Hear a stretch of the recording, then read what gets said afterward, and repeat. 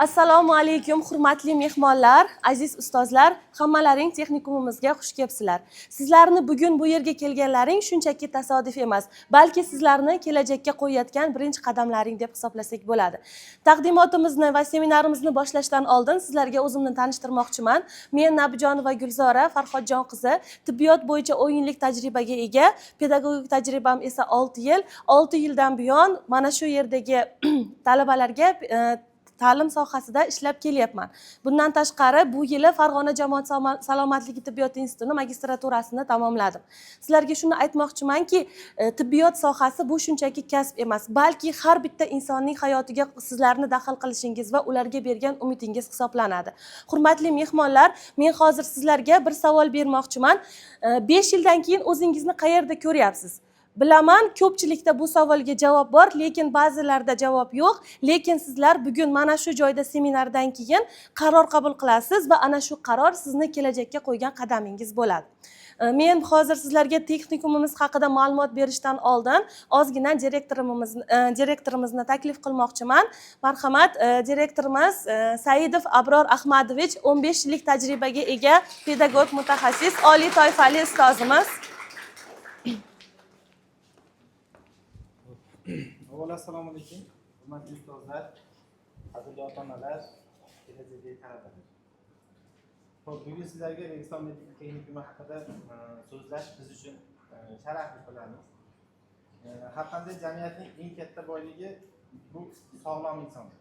Sog'lom jamiyat esa bilimli va fidoyi tibbiyot xodimlari mehnati bilan bunyod etiladi. Ana shunday mas'uliyatli kasb egalarini tayyorlashda o'z oldimizga maqsad qilib qo'ygan ta'lim muassasalaridan biri bu Registon medika texnikumi. Bugungi kunda tibbiyot sohasida shiddatli rivojlanib bormoqda. Endi shifokor yoki hamshira nafaqat nazariy bilimga, balki zamonaviy texnologiyalar bilan ishlash, bemor bilan to'g'ridan-to'g'ri muloqot qilish va amaliy ko'nikmalarga ham ega bo'lish kerak. Shu sababli texnikumimizda ta'limni, nazariy va amaliyotni uyg'unlashtirgan holda tashkil etishni oldimizga maqsad qilib qo'yganmiz.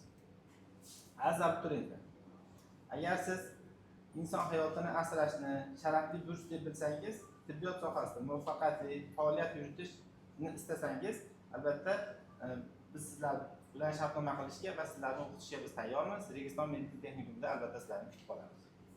Xo'p, shu o'rinda texnikumimizda 4 ta asosiy yo'nalishimiz bor. Bularni hozir seminarimiz davomida o'zlariga alohida qilib to'xtalib aytib berishadi yoki tushuntirib berishadi.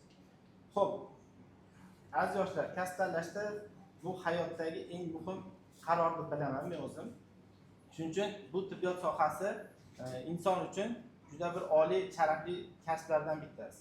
Shuning uchun bu yo'lni tanlashda kim bilan tanlashi ham muhim o'rin deb hisoblayman. Shuning uchun biz sizlarni yana qaytarib aytamiz, Registon medika texnikumida ko'rganimizdan xursandmiz. Biz sizlar bilan shartnoma qilishda oldindan kutib qolamiz. Hammaga rahmat, e'tiborlaringiz uchun sog' bo'ling. Ustoz, rahmat. Xo'p, hurmatli mehmonlar, taqdimotimizni boshlaymiz. Registon tibbiyot texnikumi. Registon ta'lim loyihasi 2014-yilda Avazbek Tulovov tomonidan asos solingan. Hozirda O'zbekistondagi eng yirik ta'lim loyihalaridan biri bo'lib, 50 dan ortiq o'quv markaz, 2 ta tibbiyot texnikumi va 6 ta yirik maktabni birlashtiradi. Sizlarga shuni aytib o'tmoqchiman, Farg'ona viloyatida Registon tibbiyot texnikumi va Registon maktabi, Registon o'quv markazi boshlanganiga hali ko'p bo'lmaganiga qaramasdan 24 mingdan oshiq talaba yoshlarni biz talaba bo'lishga yoki bo'lmasam o'z sohasini ustasi bo'lishga, maktab o'quvchilarimiz esa hali maktabni tugatmasdan talaba bo'lish maqomiga erishganda bemalol ayta olamiz. Xo'p, Registon tibbiyot texnikumi Farg'ona filiali bo'lsa 2024-yildan boshlab faoliyatini boshlagan va hozirda sizlarga o'xshagan 1000 ga yaqin talabaga ta'lim berib kelmoqdamiz.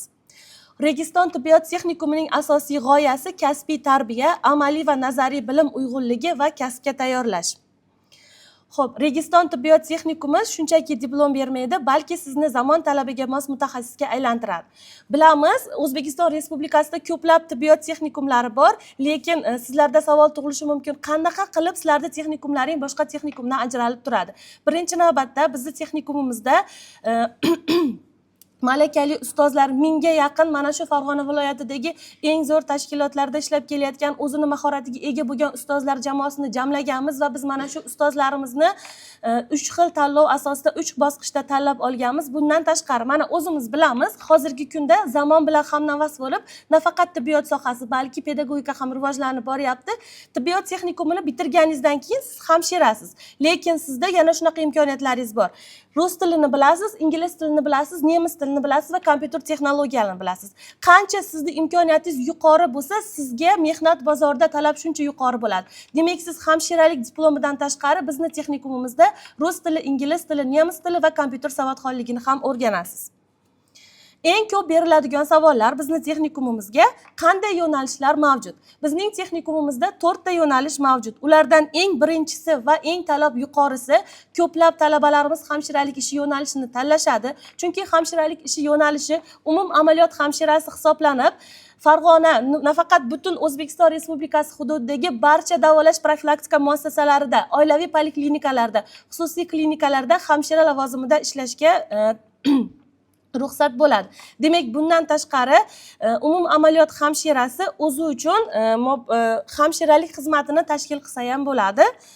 Hamshiralik ishi yo'nalishimiz sizlarga oddiyroq qilib tushuntirganimda, deyarli shifoxonalardagi hamma bo'limlarda ginekologiya, terapiya, kardiologiya, xirurgiya hammasiga tushadi. Yoki bo'lmasam poliklinikalarda patronaj hamshira, emlov hamshirasi, muolaja hamshirasi vazifalarini hammasini egallasa bo'ladi. Keyingi yo'nalishimiz feldsherlik ishi, ya'ni davolash ishi yo'nalishimiz. Bu yo'nalishimiz bilamiz, hozirgi kunda O'zbekiston Respublikasida Vazirlar Sog'liqni saqlash vazirligi tomonidan birinchi tibbiy yordam ko'rsatuvchi xodimlar feldsherlar bo'lsin deb belgilab qo'yilgan. Shu sababdan mana hozir biz uyimizga tez yordam chaqirsak, bizga vrachlar emas, feldsherlar keladi. Feldsherlar kelib birinchi yordam ko'rsatishadi. Endi bu degani faqat tez yordamda ishlaydi degani emas. Feldsherlarni ular tez yordam brigadalarida, shoshilinch tez tibbiy yordam bo'limlarida yoki bo'lmasam shifoxonalarda ham o'z faoliyatlarini amalga oshirishsa bo'ladi. Keyingi yo'nalishimiz stomatologiya ishi. Hurmatli mehmonlar, stomatologiya ishi yo'nalishimiz bu mana shu 4 ta yo'nalish ichida 2 ta mutaxassislik beriladigan yagona yo'nalish hisoblanadi. Stomatologiya ishini tugatgan talabalarimiz 2 xil yo'nalishda, ya'ni stomatolog assistenti dentist yoki bo'lmasam tish texniki vazifalarida ishlasa bo'ladi. Stomatolog assistenti dentistimiz bemalol kasal ko'radi, plomba qiladi, kasallarni davolaydi. Keyin tish texniki bo'lsa, protez yasash, tish yasash, qolip olish bemalol o'zi uyda o'tirib ham mana shu daromad qilsa bo'ladi. Yoki bo'lmasam yana ham to'liq ma'lumotni oxirida oliy toifali stomatolog vrachimiz o'tiribdi, yana ham ko'proq ma'lumot berishadi. Xo'p, farmatsiya ishi yo'nalishimiz. Farmatsiya ishi yo'nalishi farmatsevtlar dorixonalarda, dori tayyorlash laboratoriyalarida, xususiy farmatsevtik firmalarda ishlashi mumkin. Bundan tashqari farmatsevtlarimiz o'zlari uchun dorixonani shoxobchasini hududlariga o'zlari uchun ochvasa ham bo'ladi.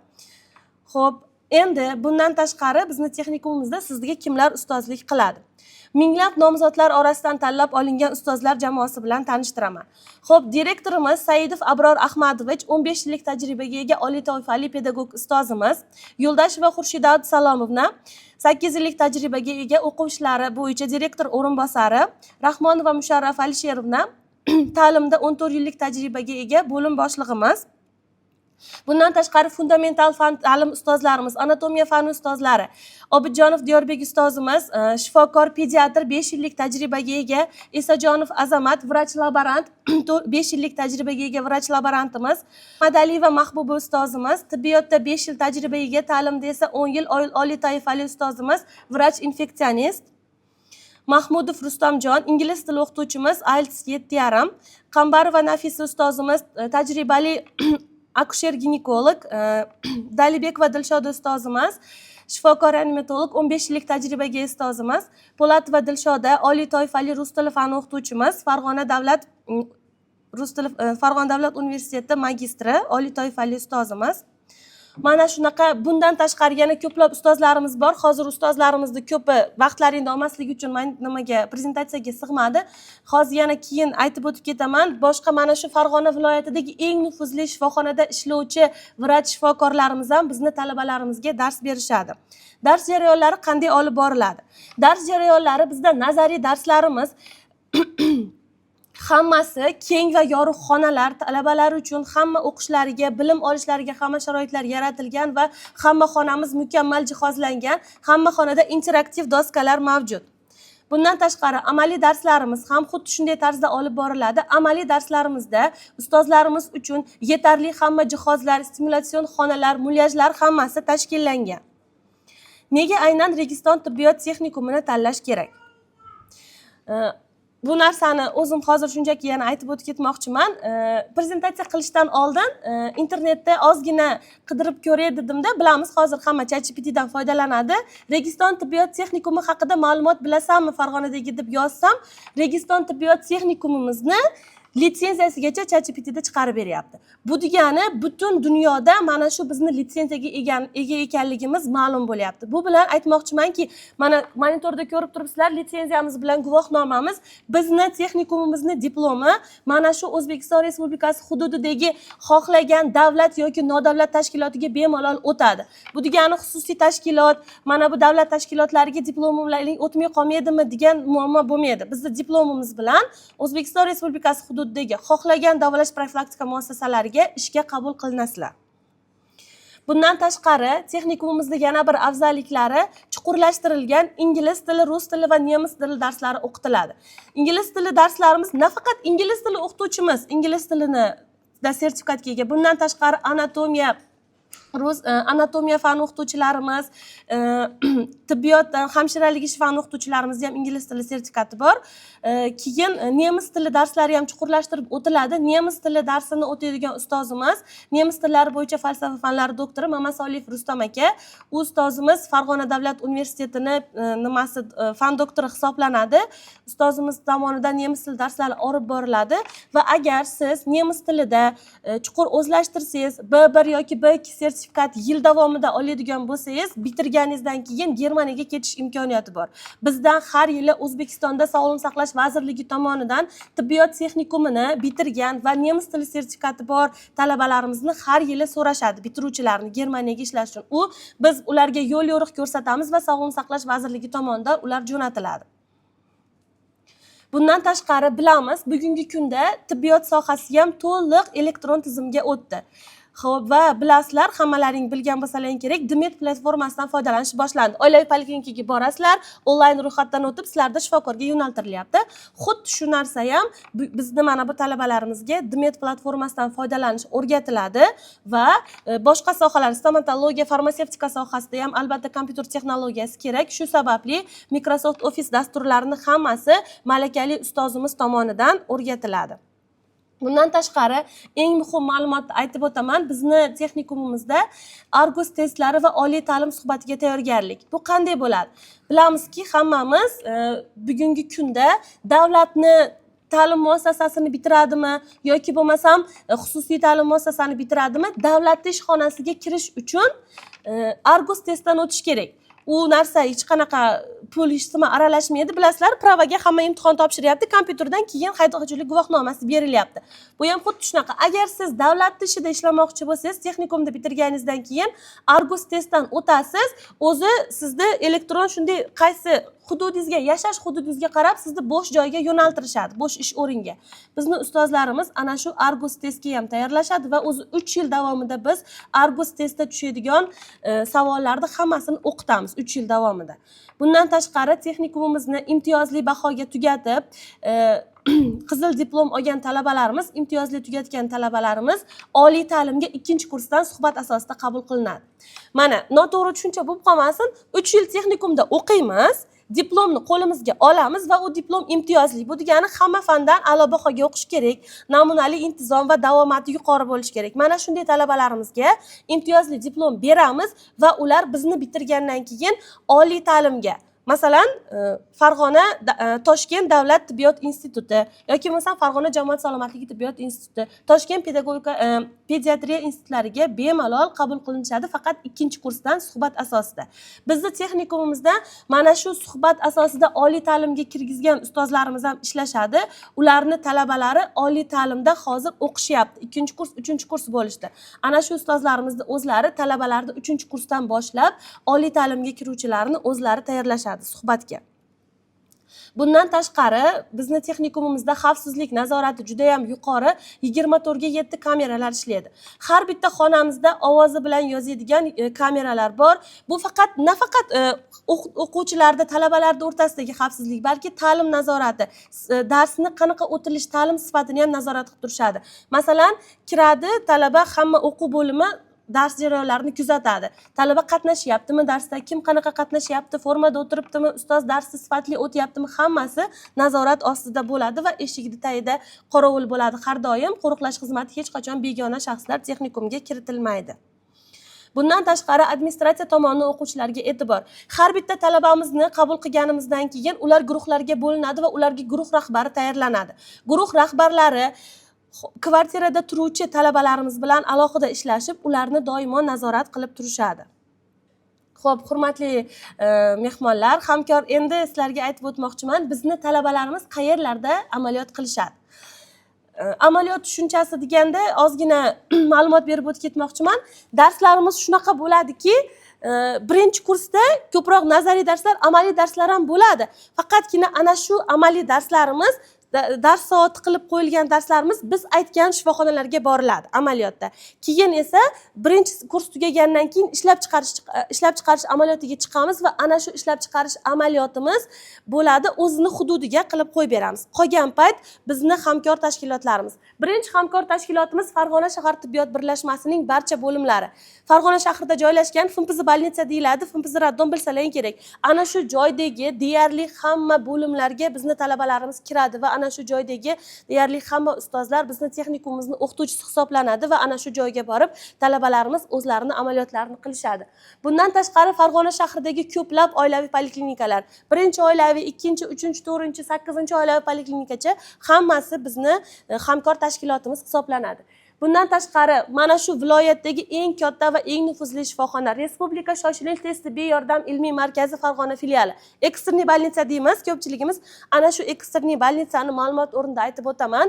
Travmatologiya bo'lim boshlig'i Sariqov Islom aka doktor bizni nimamizda ishlashadi, texnikumimizda, ya'ni talabalarimiz ana shu bo'limga ana shu eksterniy bolnitsani ichki dorixonasiga talabalarimiz borishadi, xirurgiyasiga borishadi, kardiologiyasiga, xuddi ana shu joylarda ham talabalarimiz amaliyot qilishadi. Bundan tashqari Farg'ona viloyat yuqumli kasalliklar shifoxonasini deyarli barcha bo'limlarida talabalarimiz amaliyot qilishadi. Farg'ona jamoat salomatligi tibbiyot institutining epidemiologiya yuqumli kasalliklar va hamshiralik ishi kafedrasi. Ana shu kafedrada ishlovchi ustozlar ham bizni texnikumimizga ustozlik qilib, talabalarimiz ana shu joylarda amaliyot qilishadi. Bundan tashqari Farg'ona viloyat narkologiya dispanseri va Farg'ona viloyati stomatologiya poliklinikalarida talabalarimiz amaliyotlarini amalga oshirishadi. Va bundan tashqari xususiy hamkor tashkilotlarimiz Farg'onadagi bilasizlar, Premium Medicalda bilasizlar, eng nufuzli tibbiyot muassasalaridan biri. Ana shu joyda Premium Medicalda talabalarimiz amaliyot qilishadi. Doktor Tojiboyev klinikasi, Farmed klinikasi, Dental Family klinikasi va doktor Xo'jayev klinikalarida ham amaliyot qilishadi. Xo'p, hurmatli mehmonlar, agar qanaqadir qiziqtirgan savollaring bo'lsa, bemalol berishlaring mumkin. Tez gapirgan bo'lishi mumkin. Biz dars jarayonida ko'proq shunaqa gapirishga harakat qilamiz. Agar mabodo tushunmagan joylaring yoki bo'lmasam o'tib ketgan joylaring yoki kech kelganlar, qanaqa savollaring bo'lsa, bemalol berishlaring mumkin. Qanaqa savollaring bor? Yo'nalish tanlamayotganlar bo'lishi mumkin. Qaysi yo'nalish haqida ko'proq ma'lumot olgilaring kelyapti? Farmatsevtikami, stomatologiyami yoki bo'lmasam hamshiralik ishimi? Qaysi yo'nalish? Qanaqa savollaring bor? Bemalol beraveringlar. Xo'p, bizning texnikumimizda ikkita vaqtda o'qitamiz. Ya'ni dars jarayonlari birinchi smenamiz soat 9:00 da boshlanib, 1:10 da tugaydi. Ikkinchi smenamiz bo'lsa 12:00 da boshlanib, 3:30 da tugaydi. Ikkita smenda bo'ladi. Bemalol mana shu Farg'ona hududidan yetib kelsa bo'ladi. Lekin bizda o'zimizda xususiy yotoqxonamiz yo'q. Qizlarimiz atrofdagi nimalarda, uylarda turishadi, kvartirada. Uzoqdan qatnashuvchi o'zi kuratorlari kelsa yordam berishadi. Ikkinchi, uchinchi kurs qizlarimiz bor, ular turishadi, ularning yonida joy bo'ladi. Shunaqa qilib haligi joy topishlariga yordam beramiz. Yana qanaqa savollaring bor? Beraveringlar bemalol.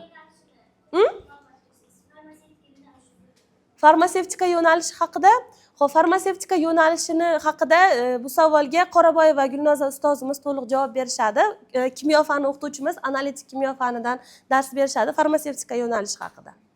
Farmatsevtika yo'nalishimiz bizni eng ko'p haligi nima desa bo'ladi, o'quvchilar qizligida o'rganadigan yo'nalish hisoblanadi. Sababi birinchi kursdan amaliyotlar joriy etilgan, borib amaliyot davomida ham o'rganib o'sha yerda birinchi kursda o'zini ish topsa bo'ladigan, o'sha yerda o'rganib ketadigan yo'nalish. Sabab masalan agar siz birinchi kursni bitirdingiz, farmatsevtika yo'nalishiga kirgansizda, amaliyotni yaxshi qilish davomida agar siz yaxshi amaliyot o'tsangiz, yoz davomida misol uchun ham o'rganib, hamda kelishuv asosida talabalarimiz birinchi kursdan o'sha yerda hozir Marg'ilonda masalan meditsina apteka dorixonasi bor. O'sha yerda biz masalan talabalarimiz talabalarimiz ishlashadi. Boshqa guruhlar talabalarimiz ish topib, kelishuv asosida o'rganib ketishyapti.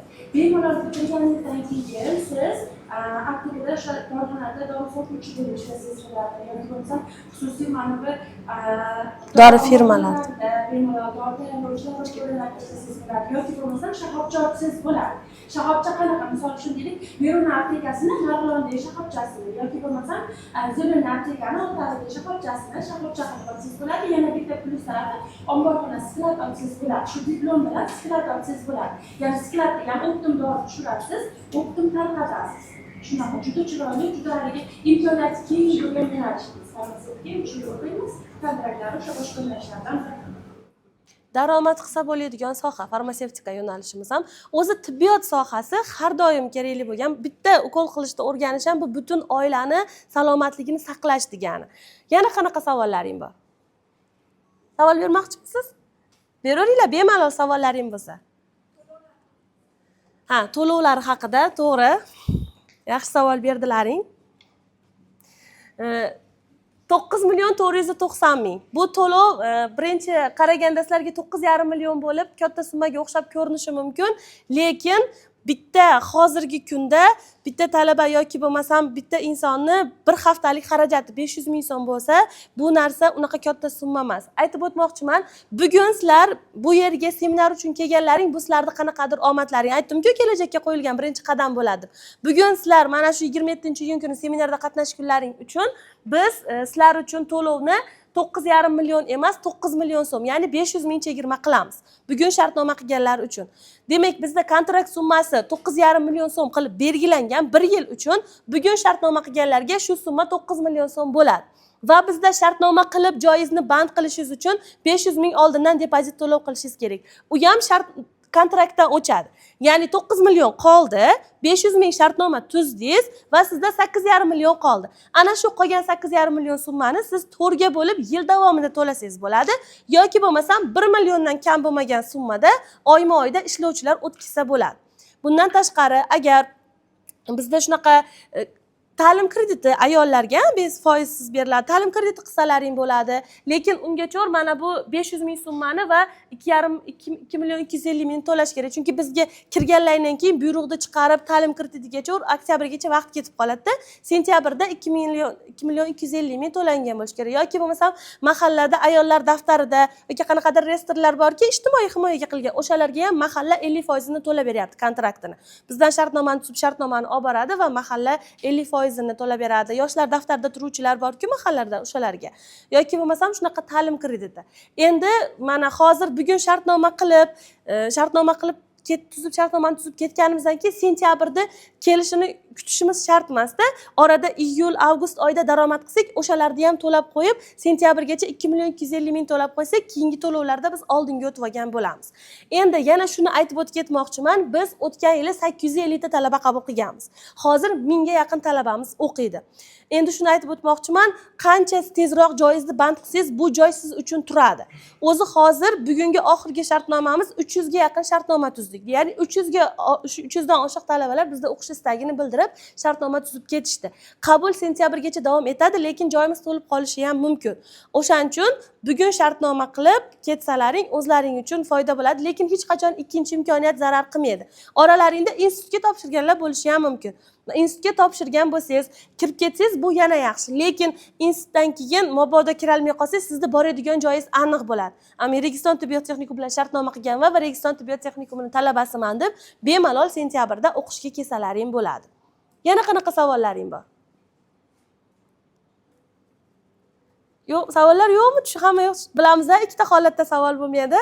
Hamma narsani tushunganimizda yoki bo'lmasam tushunmaganimizda. Demak, men sizlarni shunaqa to'liq tushundilaring deb tasavvur qilgan holatda bugun sizlar uchun shunaqa narsalar tashkil qilganmiz. Xo'p, agar qanaqadir o'zlaringizda muammo bo'ladigan bo'lsa, umumiy ichki kasalliklar bo'yicha vrach terapevtimizga bemalol murojaat qilishlaring mumkin. Shikoyatlaringni aytsalaring, sizlarga o'zlaringga kerakli bo'lgan dori mahsulotlarini yozib berishlari mumkin. Vrach pediatrimizga bolalarda qanaqa muammo bo'ladigan bo'lsa aytishlaring mumkin.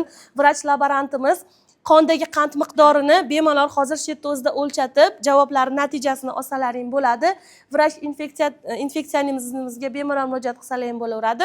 Hozir vrach stomatologimiz Dental Family klinikasi shifokori Ismatullo ustoz ham shu yerda. Shifokorimiz bemalol ularga o'zlaring ko'rsatib, qanaqa muammolaring bo'lsa aytsalaring bo'ladi va ustozimiz shunaqa narsani bizga aytishdi. O'zlari Dental Family klinikasida vrach stomatolog bo'lib ishlashadi va bugun mana shu seminarga kelganliklaring va shartnoma tuzsalaring, ustoz sizlarga borib davolanishlaringga 30% ga chegirma qilib beradi va mana yonida kartochkalari ham turibdi. Bemalol mana shu chegirmadan foydalansalaring ham bo'ladi. Bundan tashqari ustozlarimiz fitobar tashkil qilishgan dorivor o'simliklardan bemalol fitobarga borib dorivor o'simliklardan tanishib, sharbatlardan iste'mol qilsalaring bo'ladi.